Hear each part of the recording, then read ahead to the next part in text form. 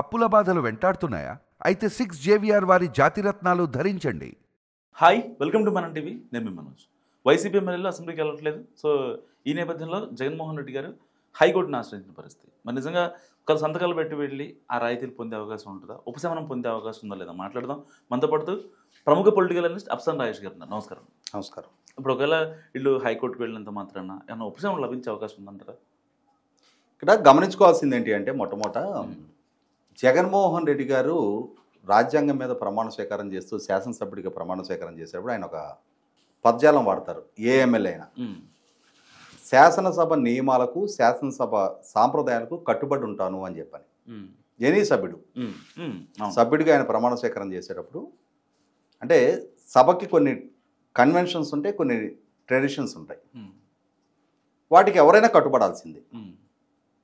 సభ నిర్వహణ జరిగేదే అంటే గత 75-77 సంవత్సరాలుగా ఆ ముందల స్పీకర్లు ఆ ముందు జరిగిన సమావేశాల్లో ఇటువంటి సందర్భం వచ్చినప్పుడు ఏ విధంగా నిర్ణయాలు చేశారు, ఏ విధంగా రూలింగ్ ఇచ్చారు అన్న ప్రాతిపదిక మీద సభలు జరుగుతూ ఉంటాయి. అలాగే కొన్ని రూల్స్ ఉంటాయి. ఆ రూల్స్కి లోబడి సభ నిర్వహణ జరుగుతుంది.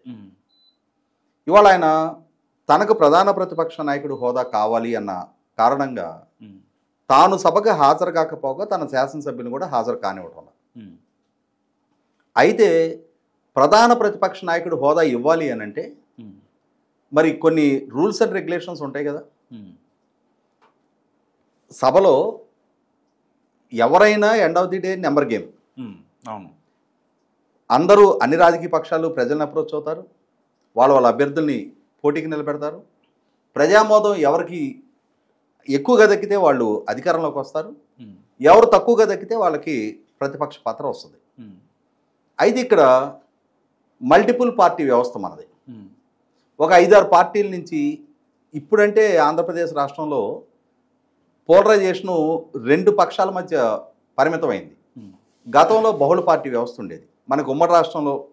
ఇప్పుడు మొన్నటి 2014 నాటి తెలంగాణ అసెంబ్లీ కూడా చూసుకుంటే టీఆర్ఎస్ ఉండేది, తెలుగుదేశం ఉండేది, కాంగ్రెస్ ఉండేది, బహుజన్ సమాజ్ ఉండేది, బహుజన్ సమాజ్ పార్టీ ఉండేది, ఎంఐఎం ఉండేది, బీజేపీ ఉండేది, సిపిఐ ఉండేది, సిపిఎం ఉండేది, వైసీపీ ఉండేది. 9 పార్టీలు ప్రాతినిధ్యం వహించాయి. అటువంటి పరిస్థితుల్లో మరి అధికార పక్షం కాకుండా ఇన్ని ప్రతిపక్షాలు ఉన్నప్పుడు leader of the opposition status ఎవరికి ఇవ్వాలి?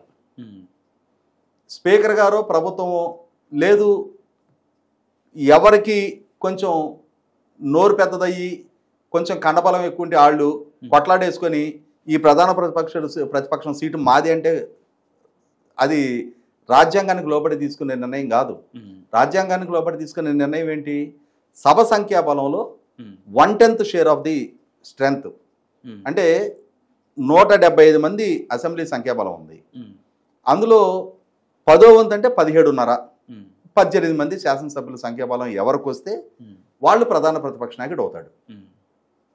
ఆ ప్రాతిపదికే కదా పోయినసారి మరి తెలుగుదేశం పార్టీ 23 శాసనసభ్యులు ఉన్నారు కాబట్టి ఆ రోజు చంద్రబాబు నాయుడు గారిని ప్రధాన ప్రతిపక్ష నాయకుడిగా గుర్తించారు. Telugu Desam party leader of the అపోజిషన్కి ఉంది. అక్కడ జనసేన పార్టీ నుంచి కూడా ఒక శాసనసభ్యుడు ఉన్నారు ఆ టెన్యూర్లో. తర్వాత రోజుల్లో ఆ జనసేన శాసనసభ్యుడు టీడీపీ నుంచి ఇంకో 4 వైసీపీలోకి వచ్చినా తెలుగుదేశం పార్టీకి 19 మంది ఉన్నారు. ఒకనాడు అసెంబ్లీలో జగన్మోహన్ రెడ్డి గారు స్వయంగా చంద్రబాబు నాయుడు గారిని ఉద్దేశించి మీ పక్షాన్ని నుంచి ఇంకొక 4గురిని నేను లాగేశాను అని అంటే నీకున్న ఈ ప్రధాన ప్రతిపక్ష హోదా కూడా పోద్ది అన్నారు. అంటే ప్రధాన ప్రతిపక్షం అనేది సంఖ్యాబలం ప్రాతిపదిక మీదగానే వచ్చింది అనేది ఆయన అడ్మిట్ అయినట్టే కదా.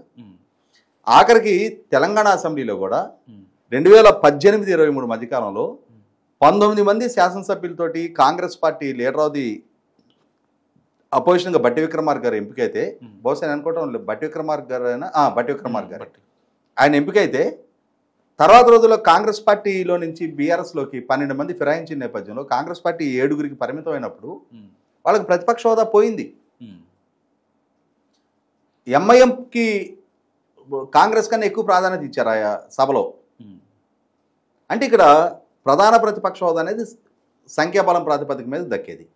జగన్మోహన్ రెడ్డి గారికి ఆ సంఖ్యాబలం లేదు. లేకుండా ఆయన ఏం చేస్తున్నారు? స్పీకర్ గారిని నాకు ప్రధాన ప్రతిపక్ష హోదా ఇస్తే సభకు వస్తా, స్పీకర్ గారిని ప్రధాన ప్రతిపక్ష హోదా ఇవ్వమని మీరు ఆదేశించండి అని చెప్పని హైకోర్టుకి వెళ్తున్నారు. హైకోర్టుకి వెళ్ళిన నేపథ్యంలో గత ఫిబ్రవరి 5వ తారీఖు రోజు స్పీకర్ గారు ఒక రూలింగ్ ఇచ్చారు. ప్రధాన ప్రతిపక్ష హోదా అనేది ఈ సంఖ్యాబలం ప్రాతిపదిక మీద ఎంపిక జరుగుతుంది తప్ప స్పీకర్ ఇష్టాల మీద ఆధారపడి తీసుకునే నిర్ణయం కాదు.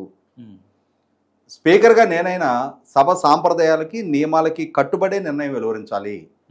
సభ సాంప్రదాయాలు కట్టుబాట్ల ప్రకారం జగన్మోహన్ రెడ్డి గారికి ప్రతిపక్ష నాయకుడి హోదా కట్టబెట్టడం సాధ్యం కాదు అని చెప్పారు. దాని మీద మళ్ళీ ఇప్పుడు కోర్టుకు వెళ్ళారు ఆయన.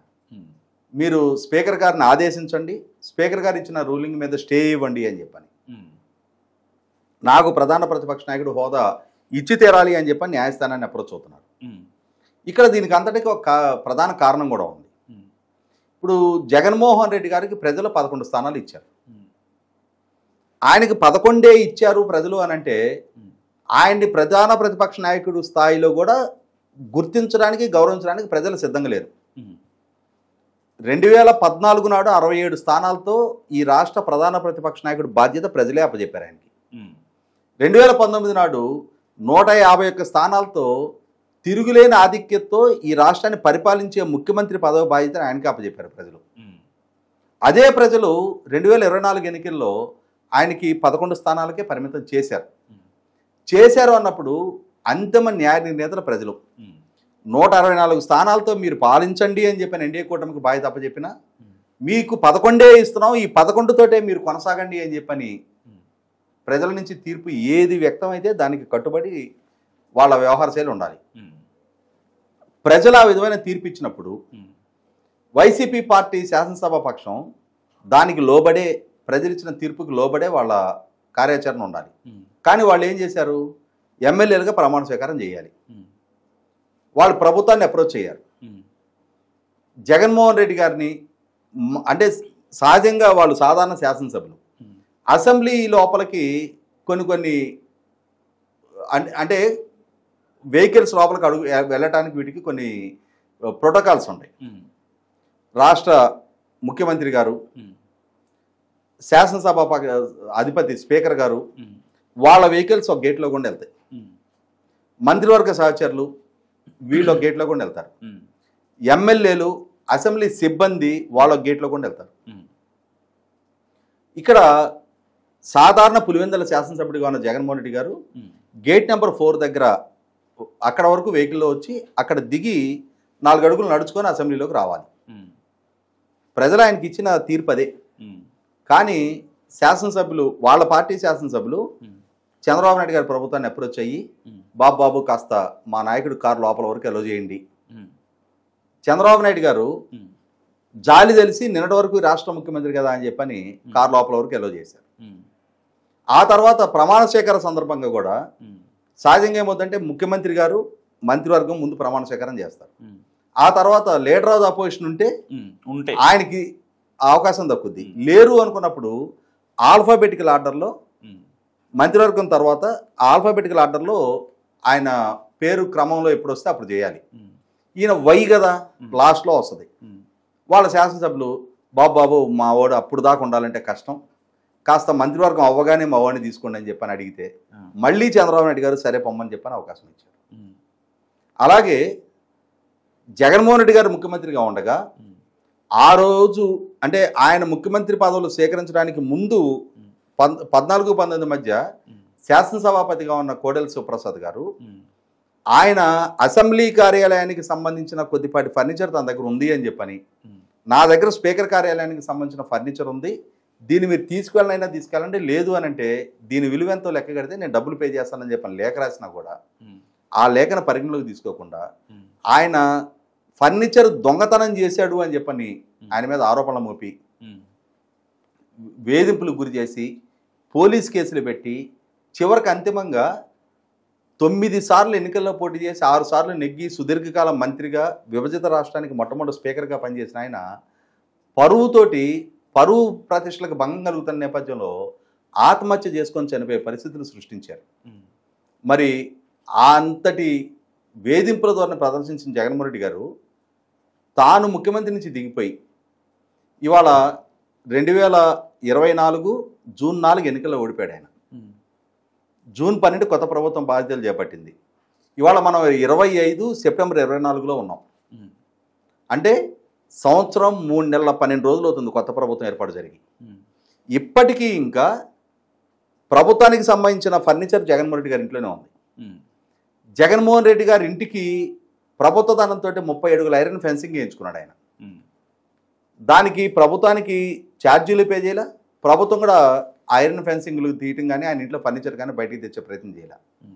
మరి ఇంతటి ఉదార స్వభావం ఆయన మీద ప్రదర్శిస్తున్నందుకు జగన్మోహన్ రెడ్డి గారు, అరే నాకు యోగ్యత లేకపోయినా నా కారు లోపల దగ్గర రానిస్తున్నారు, నాకు యోగ్యత లేకపోయినా నన్ను ముందు ప్రమాణ స్వీకారం చేయనిచ్చారు, నాకు యోగ్యత లేకపోయినా నా ఇంట్లో ఫర్నిచరు ఉండనిస్తున్నారు అని చెప్పని ఆయన ప్రభుత్వం పట్ల గ్రాటిట్యూడ్ ప్రదర్శించడంలా ఆయన ఏమంటున్నాడు, ఊరకబెట్టినమ్మా నీ మొగుడితో పాటు పెట్టు అన్నట్టుగా, అరే నాకు ఇవన్నీ కల్పించారు కదా ఇప్పుడు ప్రతిపక్ష హోదా ఇవ్వండి అంటున్నాడు.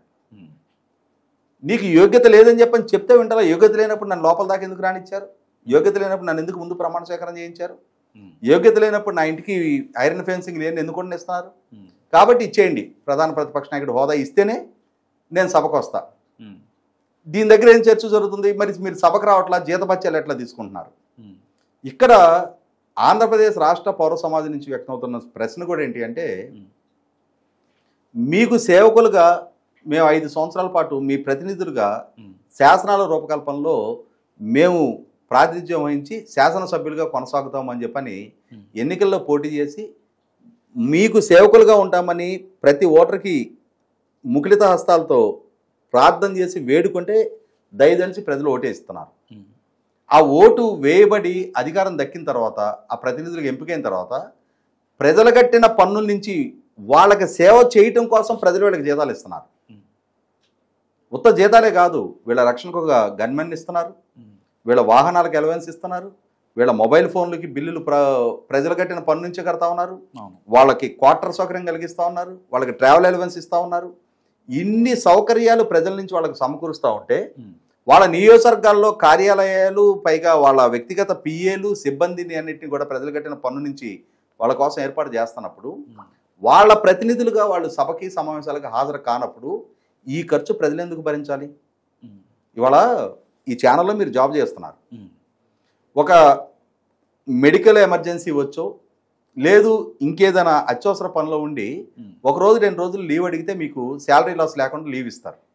కానీ ఏదైనా కాంటుబడి సిచ్యుయేషన్ అయితే, అర్థం చేసుకోదగ్గ కారణం ఉంటే 1 వారం 10 రోజులు మీ యాజమాన్యం మిమ్మల్ని పరిగణలోకి తీసుకుంటుంది. మీరు కనీసం యాజమాన్యానికి ఇన్ఫామ్ చేయకుండా, యాజమాన్యం అనుమతి తీసుకోకుండా, నెలల తరబడి మీరు మీ విధులకు హాజరు కాకుండా, వాళ్ళకి సంజాయిషి ఇవ్వకుండా, నాకు జీతం మాత్రం సక్రమంగా సకాలంలో ఇవ్వాలి అని చెప్పని, లేదు జీతం మాత్రం మీరు ఏదో ఒక మార్గంలో మీరు డ్రా చేసుకుంటూ ఉంటుంటే, మీరు ఇక్కడ డ్యూటీ చేయకుండా బయోమెట్రిక్ దగ్గర తంబేసేసి మీరు బయటికి వెళ్ళిపోయి, నాకు జీతం నా తంబు రిజిస్టర్ అయింది కాబట్టి నాకు జీతం ఇవ్వాలి అని అంటే మీ సంస్థ మిమ్మల్ని కన్సిడర్ చేస్తుందా? కానీ వీళ్ళు శాసనసభ లాబీల్లోకి వచ్చి రిజిస్టర్లో సంతకం పెట్టేసి మాకు జీతం ఇవ్వమంటున్నారు, జీతం తీసుకుంటున్నారు. గత సంవత్సరం 3 నెలలుగా గుడ్డి అంటే గుర్రం గుడ్డిదైనా కూడా దానాకి కొదవలేదు అన్నట్టుగా ఆ గుర్రం పనిచేయట్లా, ఆ గుర్రం వల్ల ప్రయోజనం లేదు.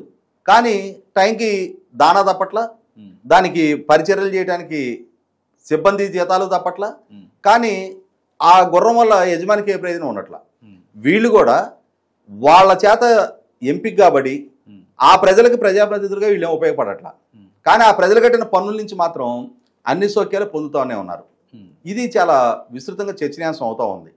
ప్రజల్లో వీళ్ళ పట్ల వ్యతిరేకత పెరగడానికి కారణం అవుతూ ఉంది.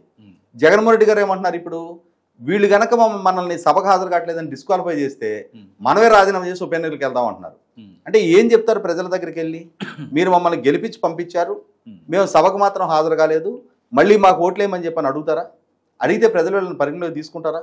వీళ్ళని మళ్ళీ గెలిపించడానికి ప్రజలు సిద్ధంగా ఉంటారా? అంటే ఇవాళ జగన్మోహన్ రెడ్డి గారు తీసుకుంటున్న అసంబద్ధ అవగాహన రాయిచపు ఒంటెద్దు పోకడ నిర్ణయ పర్యవసానం వాళ్ళ పార్టీ శాసనసభ్యుల భవిష్యత్తు కూడా పండుగ పెడతా ఉన్నారు. ఇవాళ ఈయన తీసుకుంటున్న నిర్ణయ పర్యవసానం రేపటి రోజున ఒకసారి శాసనసభ్యుడిగా ఎన్నికయ్యి మళ్ళీ సుదీర్ఘకాలం ప్రజల అభిమానాన్ని చోరకుంటూ మళ్ళీ ఎన్నిక కావాలని ఆశ ఉన్న ఏ నాయకుడికి భవిష్యత్తునైనా సరే రాజకీయంగా వాళ్ళకి ఆ భవిష్యత్తు లేకుండా చిదిమేస్తూ ఉన్నాడు ఆయన. కాబట్టి ఆ పార్టీ అంతర్గతంగా వాళ్ళు విశ్లేషించుకోవాల్సి ఉంది. పరిస్థితులు పరిణామాలు బట్టి మనం ప్రజలకు లైబుల్, ప్రజల చేత ఎంపిక కాబడ్డాం. మన నాయకుడు అవగాహన రాయిచ్చొప్పు నిర్ణయ పర్యవసానం ఆయన పదవుల కోసం, ఆయన హోదా కోసం అని చెప్పని ఇవాళ మనందరి భవిష్యత్తు పణంగా బయటపడుతున్నప్పుడు మనం ఎందుకు బలిపశులుగా మారాలని చెప్పిన విఘ్నత వాళ్ళు ప్రదర్శిస్తారా, లేదా ఆయనతో పాటు ఆత్మహత్యా సదృశమైన నిర్ణయం వాళ్ళు కూడా తీసుకొని రాజకీయంగా వాళ్ళ పతనాన్ని వాళ్ళే నిర్దేశించుకుంటారనేది ఆ పార్టీ శాసనసభ్యులు కూడా ఆలోచించుకోవాలి. Thank you sir. సో ఇది అప్సన్ రాజేష్ గారి అనాలిసిస్. చూస్తున్నానండి మనం టీవీ.